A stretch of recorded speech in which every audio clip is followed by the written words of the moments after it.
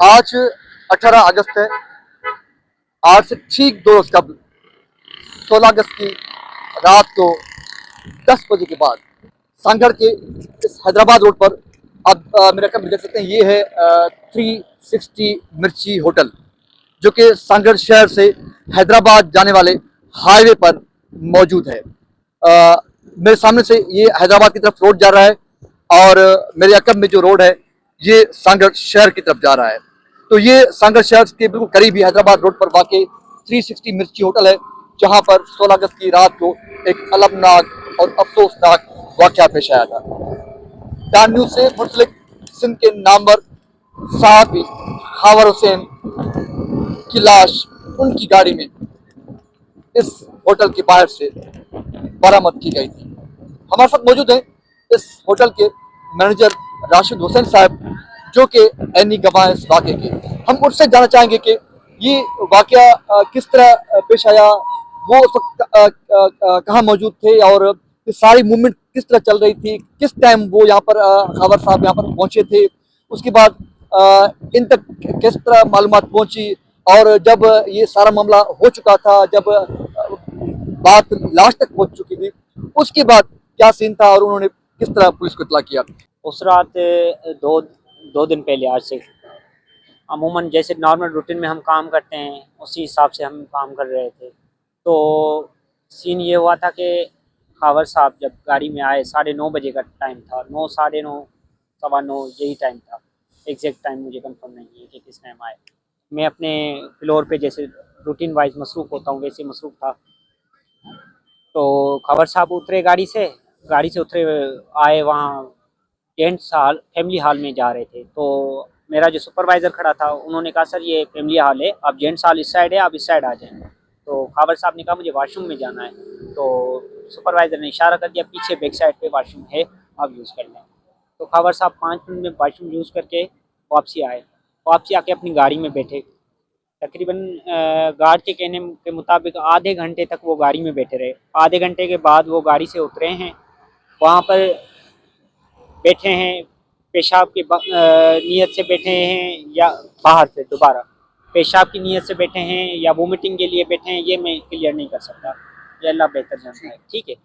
उसके बाद ये है कि वो फिर गाड़ी में जाके बैठे हैं गार्ड के कहने के मुताबिक। फिर गार्ड ने देखा वो काफ़ी देर तक मतलब बैठे रहे। फिर गार्ड तो अपने काम में जैसे नॉर्मल रूटीन बेस के हिसाब से काम करता है वैसे काम कर रहा था, और खबर साहब भी गाड़ी में थे। अचानक काफ़ी देर से बाद राइडर आके चौकीदार के साथ बैठा। तो राइडर को चौकीदार ने कहा कि आपने गाड़ी में से ऑर्डर लिया है। तो राइडर ने कहा मुझे अभी तक हॉर्न वगैरह कोई दिया नहीं है, मैं गाड़ी के पास नहीं गया हूँ। तो चौकीदार ने कहा ठीक है। चौकीदार ने कहा देखूँ क्या एक्टिविटी गाड़ी में है, मैं जाके देखूँ तो सही। चौकीदार आया थोड़ा सा चल के, यहाँ पर चल के आया तो गाड़ी को टच नहीं किया उन्होंने, गाड़ी के करीब नहीं गए।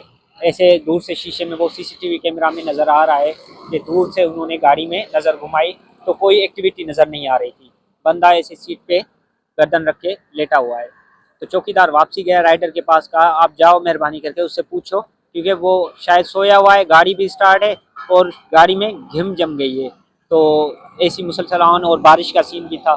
तो जैसे ही राइडर उसके पास आया, तो राइडर ने 1 मिनट तक गौर करके, सीसीटीवी कैमरा में नज़र आ रहा है, गौर करके उसमें देखा तो उसको ब्लड नज़र आया शर्ट के ऊपर। तो जैसे ही ब्लड नज़र आया तो वो आया वापसी, दूसरे राइडर को और चौकीदार को कहा कि उसको ब्लड आ रही है। तो वो वापस आए, तीनों वापस आए। राइडर और दोनों राइडर जो हैं वो हमारे पास ऑफिस में आए अंदर। मैं फ्लोर पे कस्टमर्स के साथ बैठा हुआ था, यहाँ पर कस्टमर बुकिंग के हवाले से आते हैं जैसे, उनके साथ बैठा हुआ था। तो मुझे फिर उन्होंने मैसेज भिजवाया है वेटर के हाथों कि सर बाहर एक इंसिडेंट हो गया है, मेहरबानी करके आप जल्दी आए। मैंने कहा क्या हुआ? कहा बंदे को ब्लड आ रहा है मुंह से गाड़ी में। मैंने कहा अल्लाह खैर करे, पता नहीं अटैक का मामला है या क्या है। मैं भी वहाँ से आया और मुझसे पहले जब तक कस्टमर्स बाकी पहुँच गए थे गाड़ी के पास, तो गाड़ी किसी ने ऑन नहीं की थी। मैं जब तक पहुँचा उससे 2 मिनट के बाद 15 वाले भी पहुंच गए थे। 15 वालों को कॉल की थी कस्टमरों ने कि यहाँ पर ये ऐसे सीन हुआ है। अच्छा, इस वाक़ये के दौरान कोई मशकूक बंदा, कोई मशकूक गाड़ी या कोई और कोई मशकूक किसी के यहाँ पर कोई मूवमेंट कोई हुई कि? देखें हम रेस्टोरेंट पे खड़े हुए हैं और ये रेस्टोरेंट हाईवे पे है। ठीक है। काफ़ी लोगों की एक्टिविटी है, काफ़ी नए चेहरे हमें दिखने को रोज़ मिलते हैं। रोज़मर्रा की ज़िंदगी है, हर रोज़ एक जैसे चेहरे नहीं आते यहाँ पर, ठीक है। अब हर किसी का चेहरा भी याद रखना हमारे लिए ये वो नहीं है। तो ये है कि सीसीटीवी कैमरा में जो भी रिकॉर्डिंग है वो हमने पुलिस को ऑलरेडी दी हुई है सीसीटीवी। जब ये लड़का आपका लड़का उसके पास आया, हाँ। उसकी डायरेक्ट उसका कोई बातचीत हुई थी?